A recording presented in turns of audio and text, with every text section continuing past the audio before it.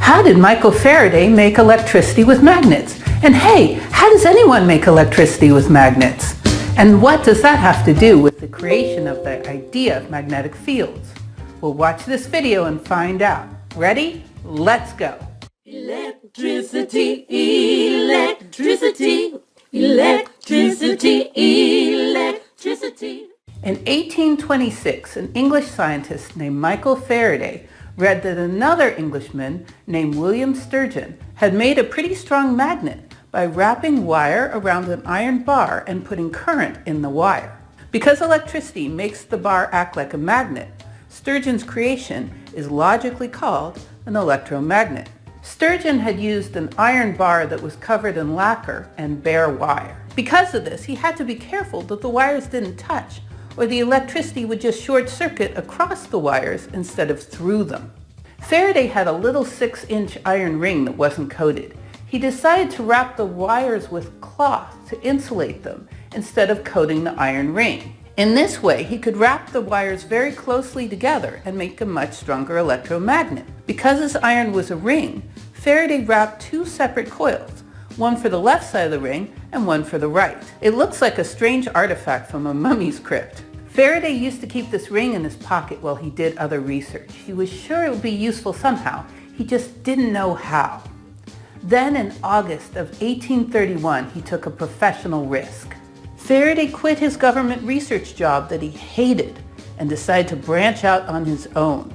What Faraday wanted to do was study electricity and magnetism. Specifically, he was determined to create electricity with a magnet. After all, it had been 11 years since a Danish man named Hans Christian Ørsted had shown that electricity pushes magnets. It seemed logical that magnets must affect electricity. For many years, Faraday had been tinkering with magnets and electricity, but to no avail. He wondered if the magnet wasn't strong enough.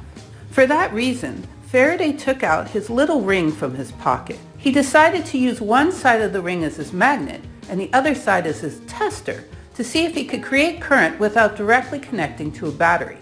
He put a compass under the tester wire to see if it had any current. When Faraday connected a battery to the first coil, an amazing thing happened. The magnet next to the second coil twitched, then nothing. When he cut off the current, the magnet twitched again in the other direction, then nothing again. Faraday repeated this experiment many times, and he found he created current in the second coil when the first one was charging up or discharging, but never when it was flowing steadily, even when it had incredibly large current. In other words, an electromagnet only creates current in another coil when the magnetic field was changing. If its strength is steady, nothing happens. Faraday wrote to a friend about his experiments. Quote, "I'm busy just now, again on electromagnetism, and I think I've got hold of a good thing, but I can't say. It may be a weed instead of a fish, that after all my labor, I may at last pull up." Faraday had managed to create electricity with electricity, but he still had managed to create electricity with a magnet. After several attempts that were too subtle to be observed, Faraday pushed a very strong magnet into a coil of wire and retrieved it again. When the magnet was moving, the compass moved too. Here was the fish that Faraday was hoping to catch. He had briefly created electricity with magnets. He had another device at his disposal.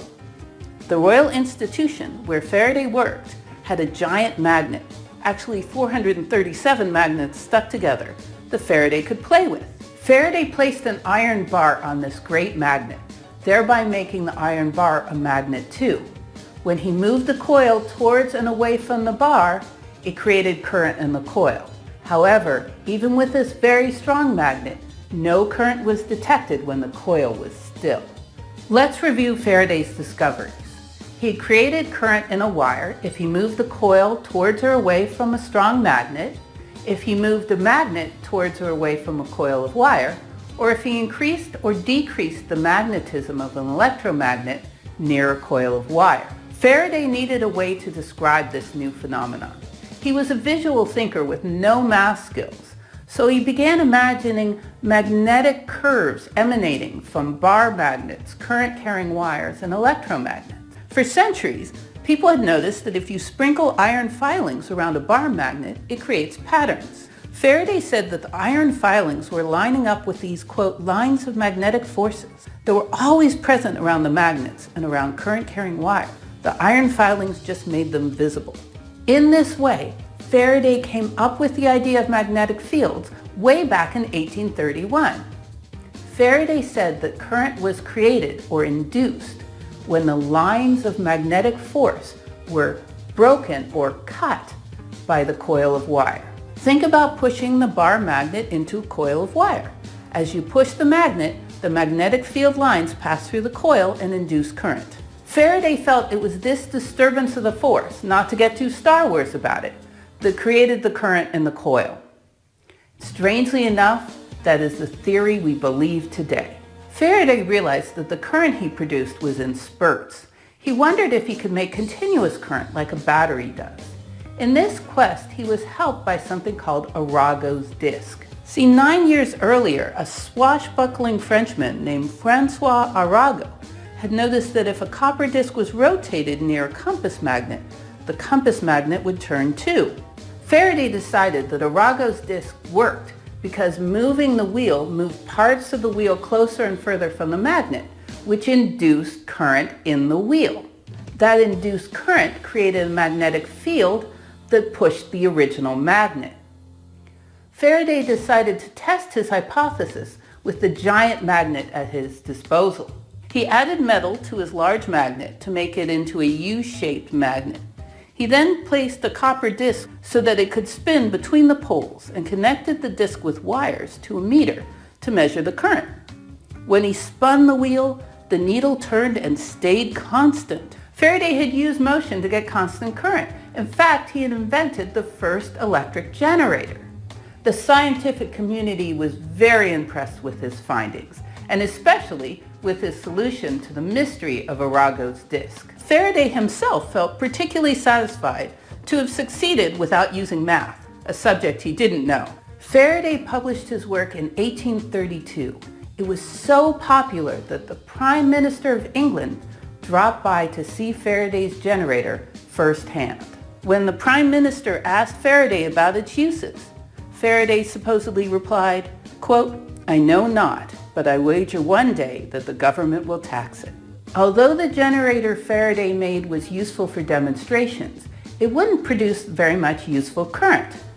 That's because when you spun the disc, it would create currents in the disc called eddy currents that would get in the way of producing large current in the wires. In fact, it would take another 30 years before a cast of characters managed to make a useful generator. And that story is next time on The Secret History of Electricity.